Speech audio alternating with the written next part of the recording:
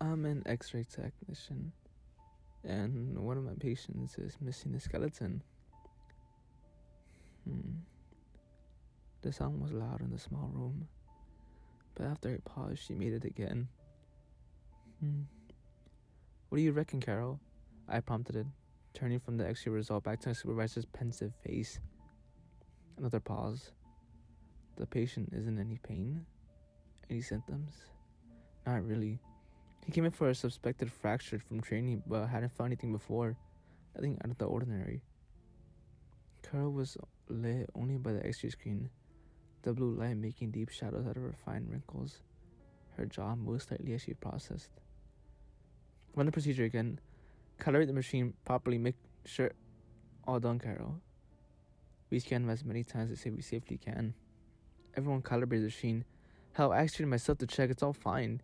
I wasn't used to interrupting any consultant like that, but my heart was racing for what I was seeing, more sharply than I meant to. I indicated the heaps of film that showed a full and healthy skeleton and picked out the textbook sharp detail for myself, compared horrifying to those from the patient sitting quietly next door. For a few minutes, Carol examined each one, her hymns turning to a grinding of teeth. This is completely impossible, she muttered finally, more to herself than me.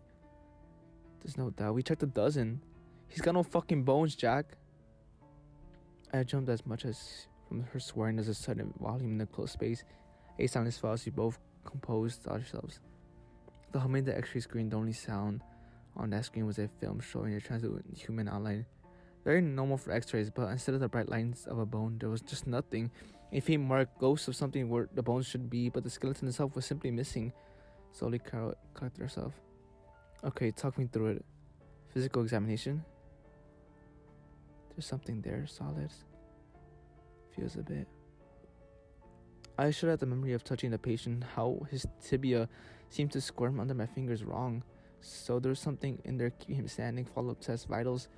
The next few minutes were spent running through the heart rate, blood pressure, the metrics that painted out the picture of a perfectly healthy young man who was simply missing bones. Finally, I explained the next steps. I've got a blood sample here which we'll take to the labs. Hopefully that will tell us something. I patted the sealed vial in my breast pocket and I'm waiting on the CT machine to free up next door so we can get a better look at his soft tissues. You want to hear input after that? My bleep went off just after I finished talking, letting me know the scanner was ready. Carol grounded her teeth again. Following this, you have my support. I led her to the waiting room, where a patient sat staring idly at the posters opposite. He was a wary young man with slightly thinning brown hair and casual clothing like a lot of staff. As we entered, he looked up with a concerned expression, no doubt wondering why so much attention was being given to a minor fracture. But Carol simply introduced herself and asked if she could take some observation, which the man hesitantly agreed to. It was left to me to explain that we found a small anomaly, that there was nothing to worry about. We just needed to confirm a few things before he sent back to the lab, and he would consent to a quick CT scan. Carol counted his pulse and felt his arm as he gave another reluctant agreement. And once she was done, we walked him to the room and got him ready for the scan. The control room was next to the door, separated by a pane of glass and intercom. Once he settled, I turned to Carol as the machine warmed up. So what's your expert opinion? I asked, no irony in the question. There's something there of clinical significance, my consultant said guardedly. I'm very interested in these results. I activated the scanner. The patient began to slide through the humming plastic ring. You mean super formal? It's worse than you swearing, you know. The minutes ground past, my heart beating faster with each one. The patient asked a few questions during the process if it was safe, if there was anything to worry about. I reassured him with the intercom and reminded him to stay as still as possible. When he asked what we were doing, I explained that ACT would give us a better view of the soft tissues, muscles, or organs and such. To check if the fracture had any damage. I had nothing to concern him. Finally it was done. Barely breathing, I pulled out the results on the screen as Carol craned forwards. What the fuck? I zoomed in with my shaky hands, not believing what I was seeing. Carol was just repeating the word to herself over and over again as her eyes devoured the horror on the screen. Fuck. I panned over the image, but they were everywhere. Everywhere that was meant to have the bone had been replaced by quarantine. I looked up at Carol. She said again, louder and more firmly, quarantine right now, lock the doors, we need security. Okay, I go. Not here, you and me. We touched the patient. She walked over and looked at the operation room door. pulling out her phone and dialing at the same number at the time. The door. Jack, now. My skin began itching at her. Pins and needles and a deep sickening crawl sensation. Us too. Quarantine contamination with those. My hand was obeying my superior though, hitting the button to unlock the door in the CT room. The patient had snapped up the sound, looking first at the door and then the window. He was starting to panic now. It's just a precaution, sir. Nothing to worry about. My voice was thin, high in the intercom, unconvincing. I didn't care though. My eyes were fixed on the results of the screen, on what the CT scan had revealed. Insects, thousands of them, densely packed together. Columns running throughout the patient's body. Their carcasses picked up, blinding white on the screen. Bodies locked through spindly legs. Needle thin, a ton of poking out from the masses. The x-rays had passed right through them, but the CT scan revealed them in a sickening detail. Terrible things made shaped with horrors. I realized they had taken the place of his bones, the radius owner of humor. Even the goddamn skull were made of a pharmaceutical of insect bodies, each smaller than a grain of rice. I felt dizzy, and then I felt them moving. Carol was speaking to someone and the patient's voice was coming in a tiny intercom, but I wasn't listening. A cold trickling feeling was spreading through my body, and my mind was going to fade. All at that once I threw up, missing the man completely, but managing at least to get the floor and not the equipment. I collapsed hard to the ground. The pungent smell of bile filled the room, adding to my sensory maelstrom. At that moment, I found myself being lifted and turned to see Carol helping me back into the chair. Stay still and breathe deeply, she instructed. Water's on the way, so spit for the moment if you need to. She stood and said something to the patient before turning off the intercom results screen, leaving only the light from the CT room to fill a little space. It helped a little, but the images were still burned into my mind. When she knelt in front of me, she was careful to avoid the vomit and held my arms as she talked to me, breathing exercise. Slowly I came back to myself, to the panic receding. Sorry, I muttered. I don't like bugs. I'm not a fan myself, especially not those, she said kindly. Your bones don't feel like them, if that helps. Just a few minor cuts. She indicated my arms and a spot of blood on my chest. Before I could reply, Carol's phone rang and she stood to answer it. I shivered and did my best to fight off the feeling of phantom itching from inside my body. Understood, we won't attempt to leave. You don't need to keep saying this, Sue. I know we'll leave the fortress. Water. Keen supplies too, if possible. Yep, okay, bye. She let out a shaking breath as she hung up, before looking over to me.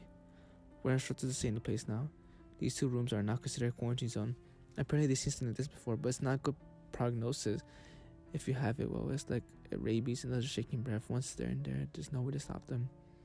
I felt sick again, but swallowed down. Questions rolled around my head, but they knew these things existed. Is this the part of our visit is studying? What happened to the first patient? Why can't they stop it? Why does my itch skin? Did it really say lethal? Before I could voice anything in my tolerant mind, I was jolted by a bang right next to my head. Our patient had come to the adjoining window and smacked his hand into it. Desperate to get our attention, what that intercom? We couldn't hear any words. He seemed to be shouting. Jesus, Carol muttered.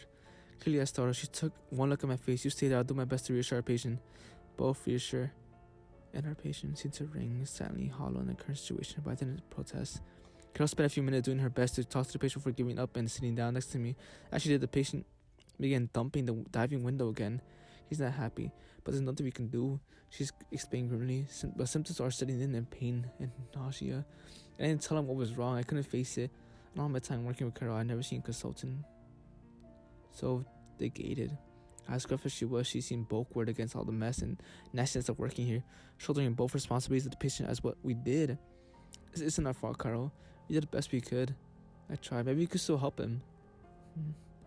I mean, I meant it. Test or something. Maybe we could fix him or whatever those bastards upstairs did to him. This caught her attention. Slowly she looked up, meeting me in the eyes. All the kindness and camaraderie was gone. Instead, there was a look of a steel heart contemplate etched on her face. Jack, you know what we do here. This is our fault. Those bastards are on us. We did this to him. No, I said it, my voice thinned again. No, we're radiology. We just scan patients. We just look after them. We don't... Do you honestly believe that? She asked sharply. You don't think you're not a part of this? Too small of a cog in the place to be noticed? Hey, they're not responsible. A naive little red tech doesn't have blood on his hands. That's not... At least he can admit he makes weapons. At least I, the patient, everyone else in this godforsaken place can look at ourselves in the mirror and know what we're really doing. Carol didn't. She was angry than ever seen. Look at that poor bastard in the eye and tell him we don't make bioweapons. Look him through the glass and tell him you're innocent. I felt sick against her eyes were cutting through me and putting me like needles into my flesh. Next to us, the banging on the joining window continued. I imagine I could hear him howling, but I didn't look. Could even tell me his name, Jack. I haven't heard him you address him by it. Again, I couldn't answer. I couldn't bring myself to look up at my patient. His screams. Carol made a noise of disgust. I get it. Like a farmer for cattle. It's easy if you don't get attached, right? She walked towards one of the computer terminals. I'm going to write this so up, as well as a recommendation that we review your fitness or practice. I'm not happy with having someone of your disposition under me in this facility. She looked at me again. If you want any chance of keeping your job, I recommend that you look your patient in the eye, come to terms with who you are and what you do. The banging had stopped. Shamefully, I turned to look at the body of my patient, except he wasn't dead. My heart stopped. In front of the window stood a multi man. His limbs were distending, lengthening and distorting as I looked, skin stretching and bubbling, the spine deformed, bending him forwards horribly towards the glass as his jaw flopped open, the skull collapsed on one side, the squishy skin began to split, his white sheets pouring free from the gash, and now I could barely make it out through a film of tears. I heard myself scream, collapsing down at the same time as the poor bastard's legs gave away, and he mercifully fell out of view. I don't know how long I sat there sobbing. Eventually, Carol's voice came from above me. This is what we do here, Jack. And you need to be okay with it. For now. I need a sample file you took from Mr. Ixon. You're not fit to keep it safe for now. Shakily, I reached to my chest pocket, obeying without question. Immediately, there was a sharp burning pain. I pulled out with a yelp. A half-inch wet blood along my index finger in horror. I looked inside of me when I see a glint of a shattered sample file wink up at me, right where I landed it. Terrified, I looked up at Carol's face, which had drained of color. Right, she said. Okay. I'm going to ask you what the transmission vectors of this particular project are. You stay still and over there, and let me know if you feel anything. I simply nodded, unable to speak, trying to desperately ignore the itch coming from the deep within my right arm that was slowly spreading upwards.